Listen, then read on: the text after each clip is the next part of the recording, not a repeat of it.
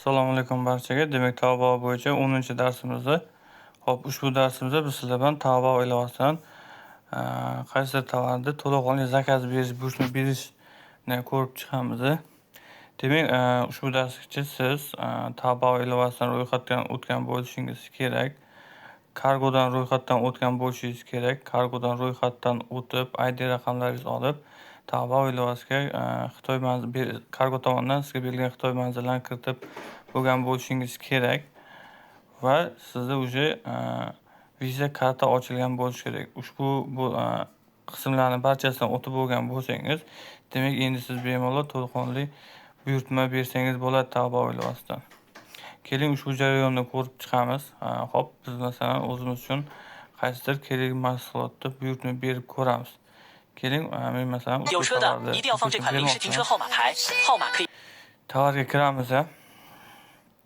Tovarga kirganimizdan so'ng oldingi darslarda aytib o'tganimizdek, tovarni sotuvlar soni, kommentariyalari, magazin reytinglarini ko'rib o'rganib chiqamiz. Bular haqida men hozir bu videoda to'liq to'xtalib o'tmayman, chunki bu haqida oldingi videolarda to'liq tushuntirib o'rgatib o'tganmiz. Xo'p, sotuvlar yaxshi bo'lgan, 900 dan oshiq kommentariy yiqqan, 98% odam yaxshi baho qo'ygan. Magazin ham yaxshi, e'tibor bersangiz 5 balldan tovarni rasmdagiga 5 balldan yiqqan, yetkazib berishiga yaxshi ball yiqqan. Faqat sotuvchini mijoz bilan bog'lanishga sal pastroq ball olgan ekan. Xo'p, kommentariyani ko'ramiz. Kommentariyaga kirganimizdan so'ng tovar haqida rasmlar kelib chiqadi, olgan buyurtma bergan odamlardan.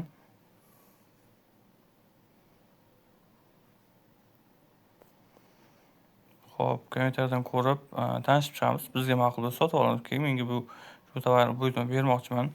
Xo'p, buyurtma berish jarayonida pastdagi shu bo'limlardan foydalanamiz. E'tibor bergan bo'lsangiz, bu yerda ikkita tugma bor.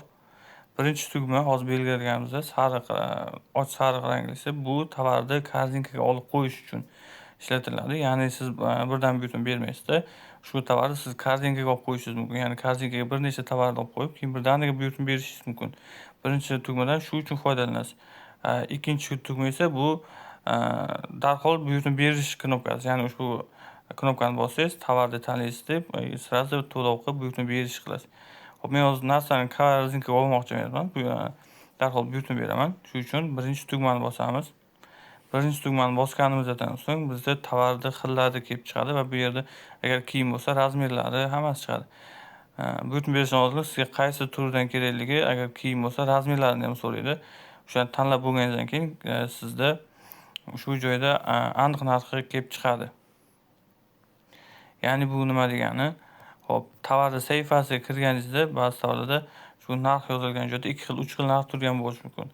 Bu tovarni rasvetkasi, rangi yoki razmeri nimasiga qarab narxi o'zgarishini anglatadi. Demak, biz ushbu rangdan olmoqchiman. Men o'zimga kerakligini tanladim. Yuqorida ko'rayotgan bo'lsangiz, siz kiritgan manzil turadi. Xo'p, ushbu joyda ustiga bossangiz, sizga boshqa manzillaringiz ham kelib chiqadi. Bu yerdan agar qaysidir boshqa manzilga o'tmoqchi bo'lsangiz yoki aviaga emas, avtobusga o'tmoqchi bo'lsangiz, bu yerdan ushbu tovar manzil almashtirib olsangiz bo'ladi. Biz tovarimiz avtoda kelishini xohlaymiz, uchun avtoni tanlab qo'yganmiz. Avto turaveradi. Endi pastdagi qizil tugmani bosamiz. Qizil tugmani bosganimizdan so'ng tovarni buyurtma berish sahifasiga o'tadi. E'tibor bersangiz, pastda tovar narxi dollarda ko'rindi bizga. Ushbu joyda pastda bizga aniq narxi to'lov qilinadigan summa kelib chiqadi. Demak, tovar bizga $41 tushar ekan. Xo'p, endigi qiladigan ishimiz, biz ushbu joyda viza kartamizni ulashimiz kerak bo'ladi.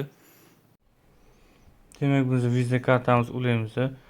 Xo'p, viza kartani ulash uchun ulash qismini ekran zapis bo'lmagani uchun biz ikkinchi telefonda sizlarga video ko'rsatamiz. Demak, viza kartni ulash uchun passwordchamiz. Ushbu debit kredit kart degan tugmani bosamiz. Bosganimizda shunaqa bo'lim chiqadi. Demak, birinchi qatorga biz viza kartamizni raqamini kiritamiz.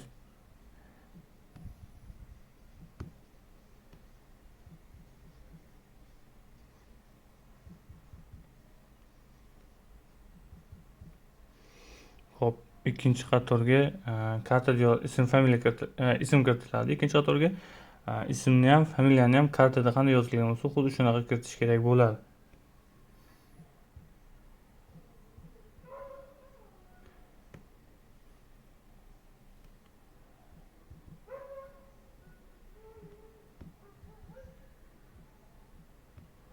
Xo'p, 3-qatorga esa kartani amal qilish muddati yoziladi. Va 4-qatorga Visa kartani CVV raqami yoziladi. Odatda CVV raqam kartani orqa tomonida 3 talik raqam bo'ladi. O'sha raqam kiritiladi. Demak, barcha ma'lumotlarni kiritib bo'lganimizdan so'ng pastdagi sariq tugma bosiladi. Xo'p, barcha ma'lumot to'g'ri kiritilgandan so'ng mana ushbu kartamiz muvaffaqiyatli ulandi. Xo'p, kartani har safar kiritish shart emas. Bir marta kartani kiritib, buyurtma bersangiz, kartangiz avtomatik tablog'ingizga saqlanadi. Shu bilan har safar karta ulab o'tirish shart emas. Shu kartadan avtomatik pul yechaveradigan bo'ladi o'zi. Demak, biz kartani ulab bo'ldik. Kartani buyurtma berishdan oldin yana bir ko'ramiz. Biz to'g'ri adresga o'tganimizni, tovar soni, ranglar to'g'ri tanlaganimizni tekshirib olamiz. To'lov qilish uchun esa pastdagi ushbu sariq tugma bosiladi.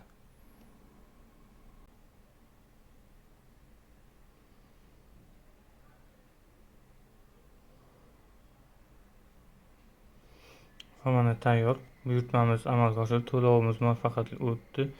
To'lov o'tgandan keyin xuddi mana shunaqasida ham ptichka bo'lib turadi. Shu bilan buyurtma berish oxiriga yetdi. Tovar bu biz barcha bosqichdan to'g'ri o'tdik. Endi buyurtmalar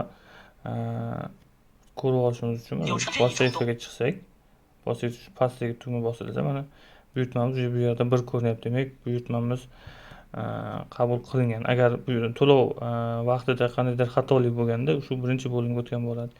Demak, biz muvaffaqiyatli buyurtma berdik. Xo'p, 10-darsimiz shundan iborat edi. Keyingi darslarda kuzatib boringlar, qiziqroq darslar bo'ladi.